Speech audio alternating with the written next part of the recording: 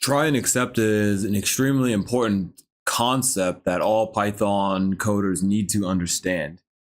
And the reason is because it helps you handle errors. So let's say if we have num equals 10, number equals 0, and we try to do something like num divided by number.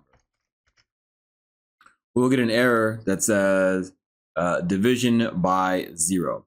Now, if you're running through some type of for loop or something like that, or you're just having a program that's running 24 hours a day, and you could possibly end up with a scenario where you are dividing by 0 or something could go wrong, you might not necessarily want your program to break. And so that's why you would do something like this, where you do try, then you would try to do this, and then if you did accept, here you would say, in this situation, you would just say, cannot divide by 0. And so here, let's print out print end of program, right? So before this, if we just tried num divided by, we wouldn't be able to get to the end of the program. We would crash, the program would crash before. So if we run this try except, you can see here that we try to do this, and the exception is printing this, and we're going to print the end of the program, right? So, but this is terrible. You would never really want to do a try and then just accept and then print, because what if it's what if there's some type of other problem that you run into? Well, that's where you have different types of accepts, right? And so let's say that we want to do something like this: 0 division error as Z. And so here we can just say print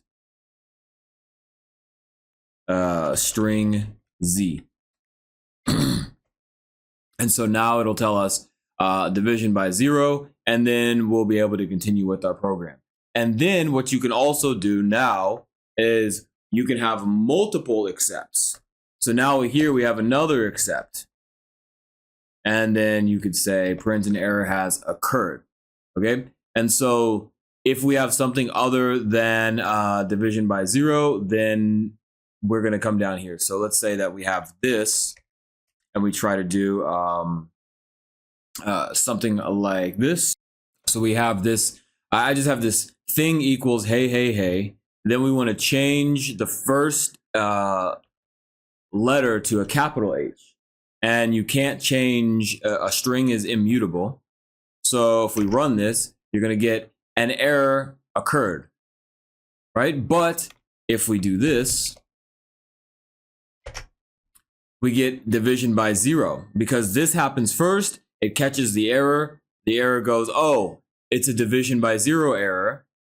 Let's come down and execute this, and then we're going to come down and print. So you can see here, these are some of the different exceptions that you can have, right? You have these OS error, connection error, OS errors, runtime errors, Unicode errors, all types of different syntax errors. There's just so many of these different name errors, memory errors, lookup errors. So I'm not going to go through all of the different possible scenarios, but you guys can understand that you can catch and accept a whole bunch of different, you can just basically have a whole bunch of different errors. So now let's do something where maybe you get like a value error. So let's go ahead and comment these out. And so let's say that, and let's change this to, I don't know, 5 or something. So this will work. We're going to get the end of the program. And so here, let's say that we're going to do something like this. We're going to say int, and we're going to try to turn a string into an int. So hey. So we have here invalid, a literal for int with base 10, hey. So let's come down here. Let's do accept. Then we're going to do value error as V. Then we're going to print string V. Okay, well, actually, I guess it would be the same exact thing, right? So in order to show the different blocks, what I normally do is I'll do something like this. So I'll say f string value error, and then I'll do this, and then I'll normally put this here. We'll say zero div error, and then I'll point to the string here, and then I'll just do like down here exception.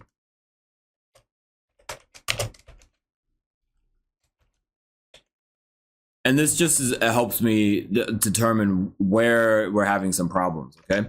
And so here we're saying it's the value error, and the value error is invalid literal for int base 10. So if you're running some type of program and you only need ints, and then somebody accidentally sends you a string or something like that, you want to be able to catch this value error.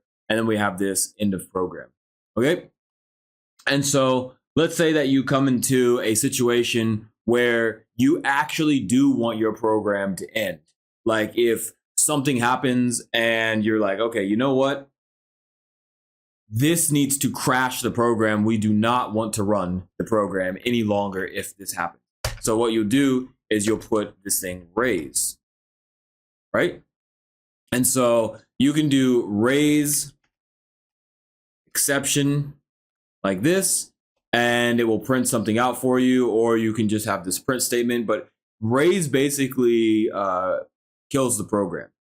All right, and so here we're gonna say this, and let's do this right here, and let's just do something like this where we get rid of this here, and let's just say open file.txt. I don't have a file.txt, so here we have exception error, no such file directory as file.txt, and then we raised this so you guys can see here that this is a custom exception.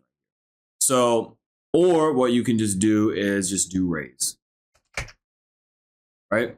So we have our file not found, so we get it printed, and we also actually kill the program. But if we remove this raise, look what happens.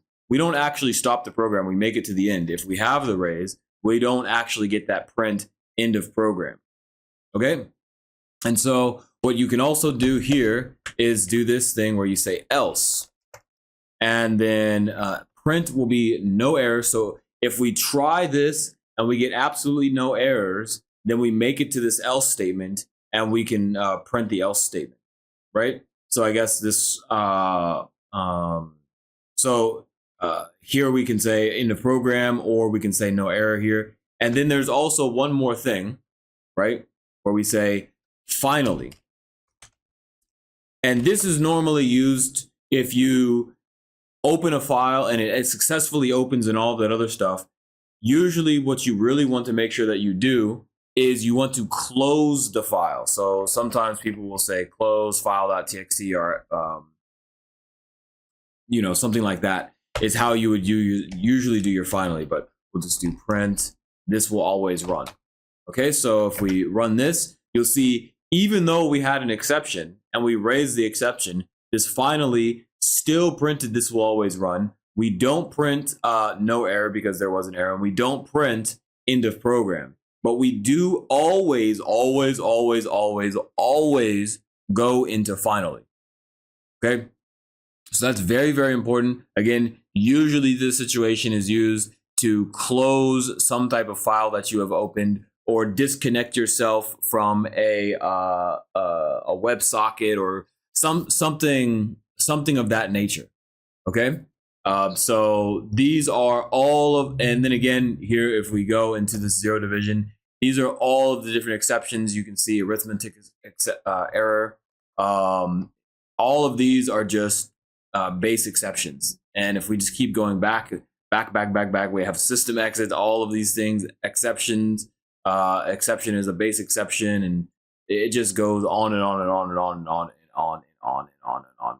Gajillions of, this is actually inside of the Python file, so I'm not even about to try to look through that. But so if you need more of an explanation of all of the different errors that you can catch, you guys can look that stuff up. But this is the basics of how it works, and this is actually how I use the try and except when I'm actually making my own programs.